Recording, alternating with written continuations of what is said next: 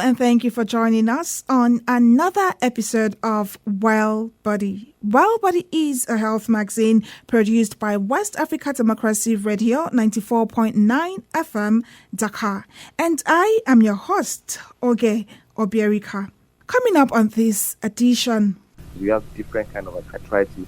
We have osteoarthritis, we have rheumatoid arthritis. Now, osteoarthritis is the most popular one, wearing of the cartilage in between a joint, making the joints touch each other, because every joint has a cartilage in between. Over time, the cartilage now wears off, causes pain, swelling. Today, we take an in-depth look at a degenerative joint condition, osteoarthritis. If nothing is done, it progressively gets worse. For some people, the progression can be very fast. Within a year, they can get to the severe. And some people, it takes years before they get to the severe part. So your management of it is very important.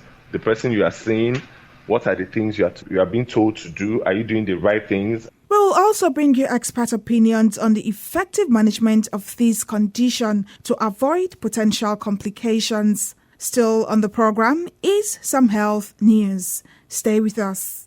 A warm welcome to you listening from Liberia, Ghana, Nigeria, the Gambia, and Sierra Leone. Many thanks to you for tuning in. Yes, it's another time for healthy conversations where we address pressing health issues in the sub-region and bring you up to speed on development across the board. But that's not all we do.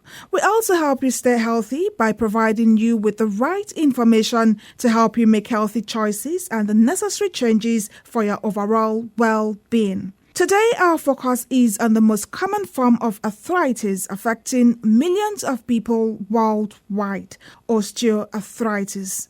Now, according to the World Health Organization, WHO, about 528 million people worldwide were living with osteoarthritis in 2019, an increase of 113% since the year 1990. This condition occurs when the protective cartilage, a firm slippery tissue that enables nearly frictionless joint motion, deteriorates over time. Eventually, if the cartilage wears down completely, the bone will rub on the bone. Besides the breakdown of cartilage, osteoarthritis affects the entire joint. It causes changes in the bone and breakdown of the connective tissues that hold the joint together and attach muscle to bone, which also leads to inflammation of the joint lining.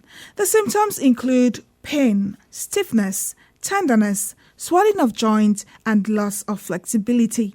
Many factors can contribute to developing osteoarthritis. Some include a history of joint injury or overuse, older age, and being overweight.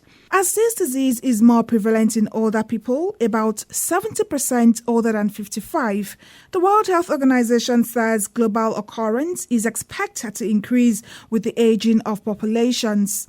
Let's join Dr. Olatubi Olawale, a physical therapist and orthopedist in Nigeria, as it gives us a breakdown of this condition. We have different kind of arthritis. We have osteoarthritis, we have rheumatoid arthritis. Now, osteoarthritis is the most popular one, wearing of the cartilage in between a joint, making the joints touch each other, because every joint has a cartilage in between. Over time, the cartilage now wears off, causes pain, swelling, stiffness of the joint. What causes this breakdown of the cartilage? One of the things that causes this cartilage to wear off is as you grow older, your joints degenerate. When you overuse it in continuous usage. Then another thing that can cause it is previous injury to the joint. Probably you've had an injury to the joint before, and it has affected the joint. Over time, when you grow older, the joints might start having pain. Then another thing that can actually cause it to wear off is overweight. When there is too much of weight applying on that joint, a lot of pressure goes to the cartilage and it wears off immediately. Another thing is that it's actually most common among females. Why is that? So I think, the major thing is that the weight accumulation of the female is more than male, and once a lady is getting above the age of 45, 50, the level of calcium drops, so it makes the bone weaker and fragile. So compared to men, as women are giving birth, the more they give birth, that's how their calcium level drops. So that's why it's more in female than male. Right? The major kind of osteoarthritis is knee osteoarthritis. That is majorly affects the knee and the hip. And females are prone to having a lot of weight accumulation at their put-up area, which actually puts more pressure on the knee. Aside from the knees and the hips, are there other body parts that are affected by osteoarthritis? It can affect any joint. So now it affects the joint that probably you use over time. Someone that makes use of the wrist every time or your fingers every time, the kind of job you do, probably a typist might be prone to having osteoarthritis around your fingers. Or probably you've had an injury on your wrist before and the injury was not really treated. You might have pains and swelling over around the joint. So it affects any joint, but the major kind of joints that affect mostly is the knee joints and the hip joints. Right. You mentioned earlier that women are more prone to osteoarthritis, and that makes me wonder if anyone can develop this disease or if it only affects certain persons. No. Anyone can have osteoarthritis. Anybody can have osteoarthritis. It mostly occurs when you are getting to your 60s and your 70s because you've used your joints while you're in your active age. So when you're in your 50s, 60s, you start having pains. It most occurs in elderly people, overweight people. It can happen to anybody. Are there other factors that may increase the risk of developing osteoarthritis? Apart from what I've mentioned, other factors that can increase it, probably when your muscles are weak, can actually make you have osteoarthritis. Since that all the pressure is going to the joints. Let me give you a perfect example. The knee now, we have several muscles surrounding the knee. The quadriceps muscle, the hamstring muscle. So weakness of any of these muscles puts the pressure down to the knee. Then the bones start touching each other and start having osteoarthritis. So how can a person tell that they are at risk of developing osteoarthritis? Are there any warning signs to look out for? One of the signs you look out for you to know you're having osteoarthritis is pain in the affected joint. Then after that, when you feel that this joint is stiff and you're having difficulty in moving the joint. Another thing you can to know you're having osteoarthritis is something we call a cracking sound in the joint. And then when you're having mild swelling, there is swelling around that joint. Then when there's difficulty in movement, it's feel like you cannot move from one place to another. And another thing again, you feel that as if the joint wants to pull off. When there is no stability in the joint, those are the signs for you to check out that you're having osteoarthritis. Let's come back to the pain symptom. Is the amount of pain a person has a good measure of how much damage there is in the cartilage? To be sincere, you cannot really assess the amount of damage it has been done on the cartilage if you have not done some examinations. There are kind of examination you can do. You need to do x-rays. X-rays will not show us the cartilage, but it show us other things, probably bones that are actually broken and sparkling out, or it might even show us the joint space. Apart from X-ray, there's something we call MRI. MRI is called magnetic resonance imaging. It's an advanced kind of imaging that checks the detailed part of the joint. It checks the joint, it checks the cartilage. So the major thing for you to know how damaged the cartilage is MRI. Right. Is osteoarthritis reversible at the early stage when not much damage has been done to the cartilage? If you detect osteoarthritis early, you can quickly improve your way of living and it can be managed well. Because one thing about osteoarthritis is there's usually no silver bullet for osteoarthritis. Like if I give you this, it will go permanently. What we can just do is reduce the pain you're having. On a scale of 10, your pain is 3/10. We can reduce it to maybe 1/10. Can you speak more on the appropriate steps to take to reverse this condition? It depends on what is causing the osteoarthritis at first. Now, if you discover that you are overweight and you have started feeling pains around your knee, the best thing for you to do is reduce your weight management. If you're able to reduce your weight, then increase the strength of the muscles around the joint, you'll be fine. So, reversing osteoarthritis depends on what actually caused the osteoarthritis. If you feel that your osteoarthritis is being caused by a previous injury that was not treated well, there is really nothing we can do to that, but we always manage it and reduce it to a BRS minimum. Increase your way of living, increase your quality of life. That's one of the goals of every treatment. What are the treatment options available for osteoarthritis? We have two kind of options. We have the non-surgical treatment and we have the surgical treatment. Now, non-surgical treatment requires you not going for surgery, and it requires, first of the thing is weight loss. I said that earlier on. That's one of the major things you can do to reduce osteoarthritis. Then the second one is exercise to increase your muscle strength. I said earlier on that osteoarthritis can be caused when the muscles around the joints are weak. So there are some exercises you can do to increase the strength of the muscle, and so that the pressure going to the knee, the joint will be reduced. Then another treatment for non-surgical is the use of drugs now. They call them NSAIDs. There are some pain-relieving drugs you can use. Then sometimes these drugs are taken through the mouth, and before it gets to the joints, after 2-3 hours or 4 hours, the pain starts coming up again. So most of the time, there's a kind of injection we give. It's called intra-articular injection. So it's been injected into the joint that is being affected. There's a corticosteroid injection. The steroid injection is a pain-relieving injection that is going to be injected directly to the knee, and the person will be pain-free for 3 to 4 weeks before it wears out again. The other part of intra-articular injection is there's something we call hyaluronic acid. It's like a gel is injected into the joint, and it lubricates the joint. Also, physiotherapy is very, very important.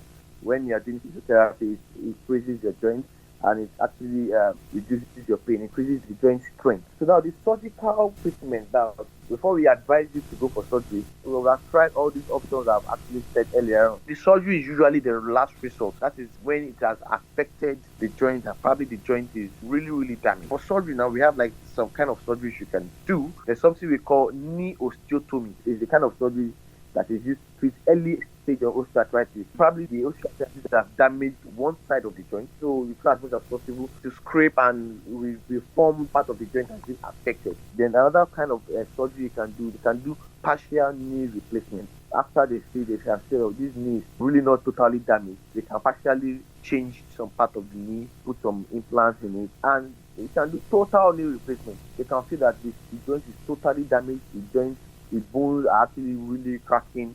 Then what the best thing for us to do is totally replace the joint with implants, and the patient is going to be pain-free. That's quite interesting.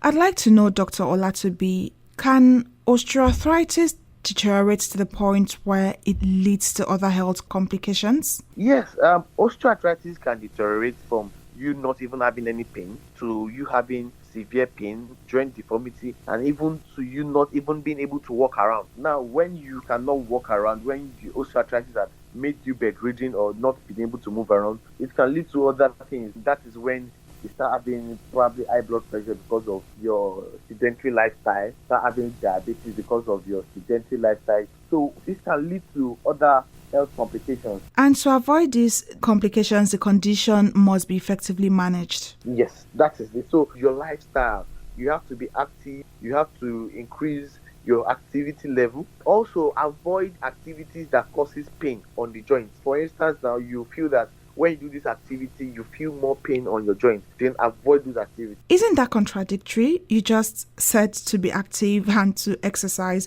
but also to avoid activities that may put a strain on the joint. Okay, let me use an example. We are using a reference of the knee. Now, if you're having knee osteoarthritis, physical activities, riding a bicycle does not put pressure to your knee. It increases your knee mobility. It increases the movement around your knee.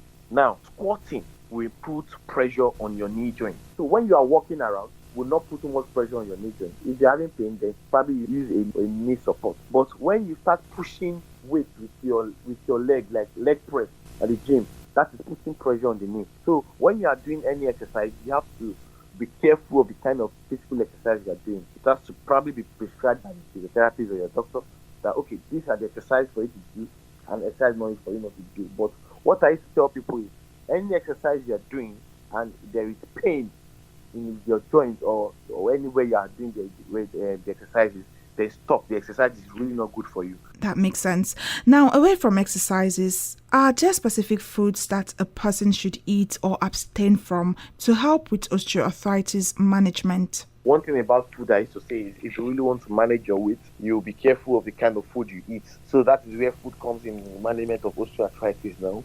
If you feel that, okay, getting overweight, obviously you reduce your fatty foods and food high in sugar. So that's where food comes in. But I don't think there's any food that increases your pain or reduces your pain. Okay. People with osteoarthritis often claim to suffer more discomfort during cold or rainy days.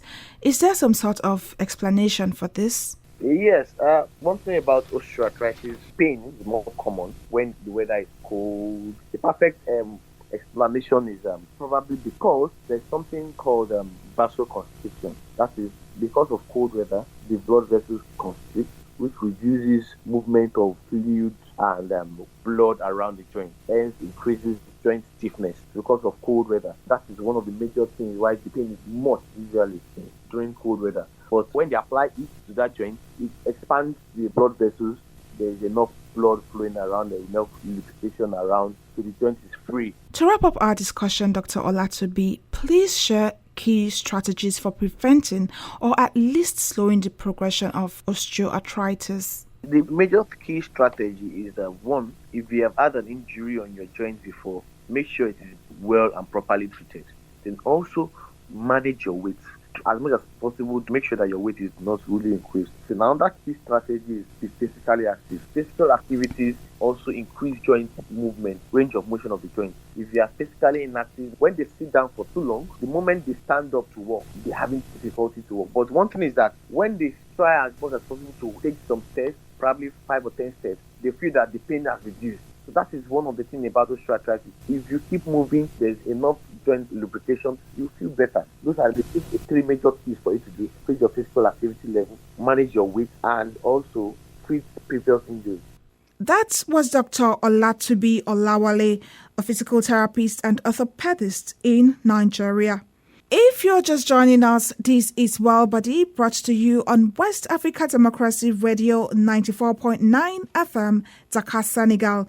You can also listen to Welbodi in Liberia on Alternative Youth Radio 98.9 FM, Lufa County. Voice of Liberia FM 104.1 in Monrovia, Voice of Liberia FM 89.7 in Kakata, Magibi County, and Kwaketa Radio 100.9 FM, Banga. Ghana on Royals FM 104.7, Wenchi, and Pad 95.1 FM, Savannah Region. Nigeria via Albaka Radio 97.5 FM Bauchi and Darling FM 107.3 FM Owerri, Southeast Nigeria. Now, if you are in the Gambia, you can also tune in on Hot 104.3 FM and Numi FM 94.0 FM, North Bank Region, and in Sierra Leone via African Young Voices 101.6 FM, Freetown, and Radio Baft 91.3 FM. We have been talking about osteoarthritis.